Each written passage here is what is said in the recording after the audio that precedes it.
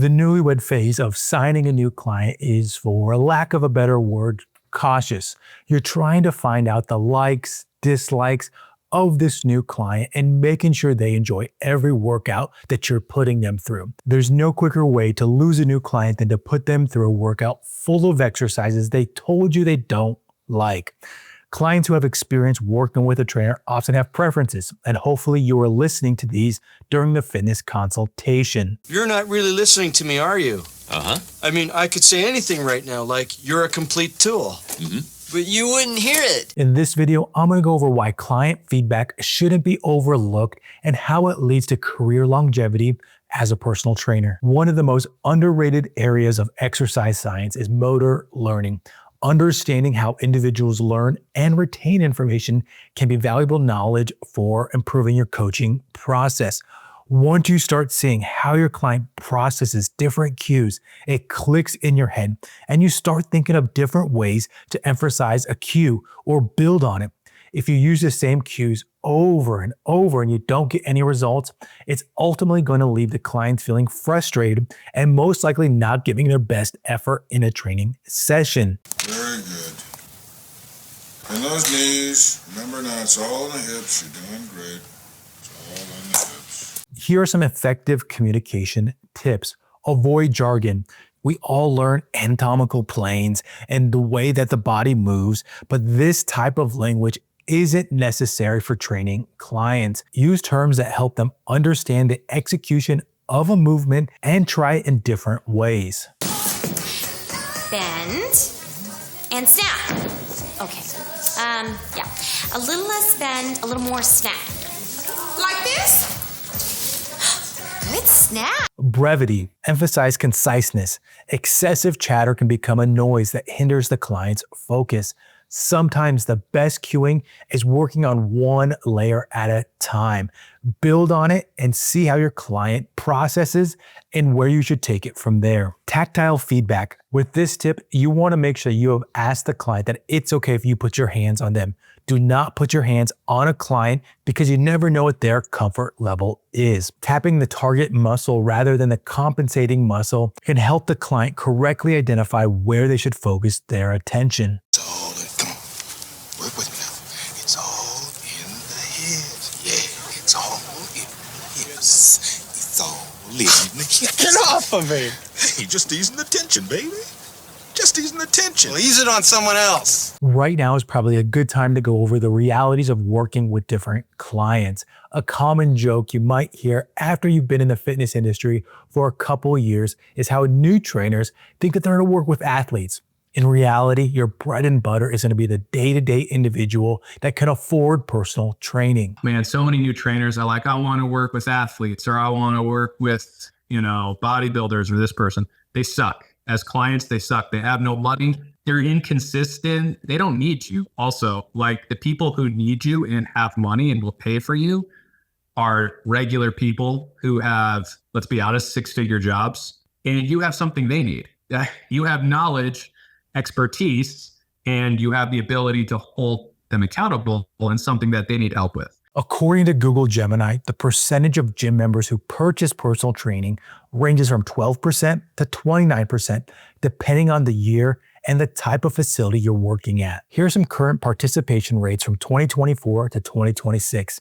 General membership. This one states how it was an all-time high in 2024, and just look at that, 22.6 to 23% of the gym. That's not that much, just under a quarter. Broad engagement. Some industry reports suggest up to 29% of gym goers have purchased personal training services at some point to meet specific movement goals. Not to be confused with semi-private training, but small group training.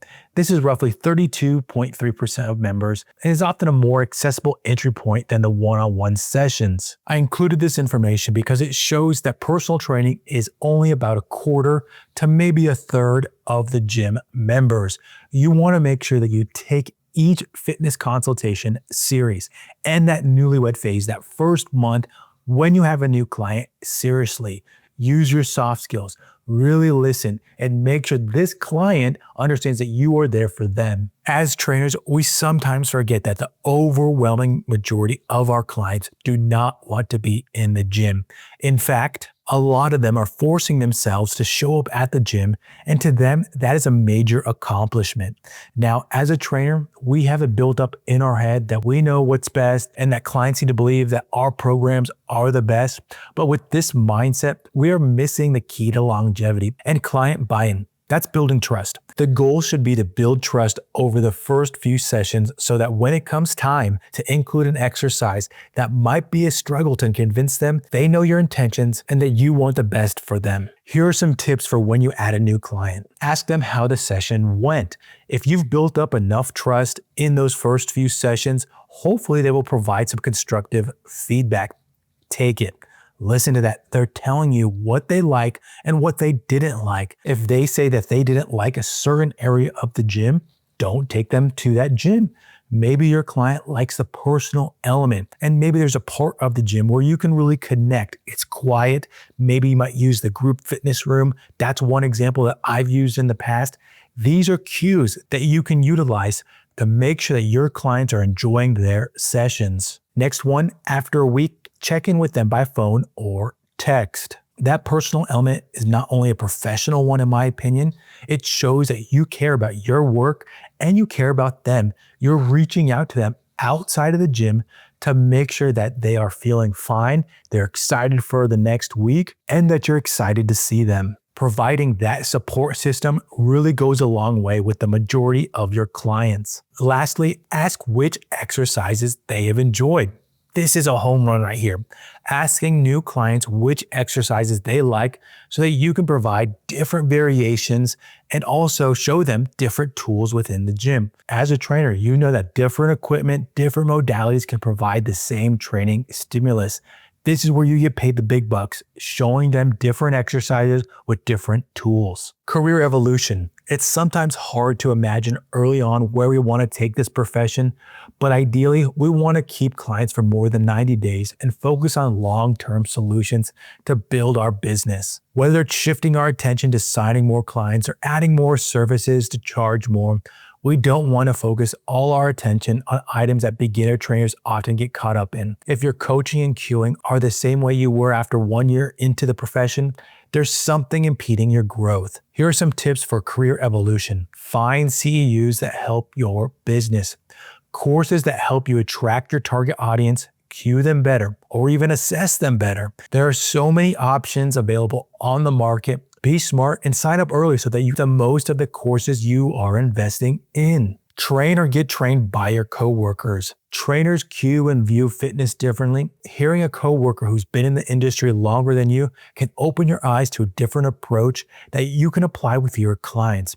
Better yet, train a coworker in the demographic that you want to target so you can see how the cues and the small chat are being perceived. Don't forget to ask them for feedback. That is the goal of this one. A quick break in this video.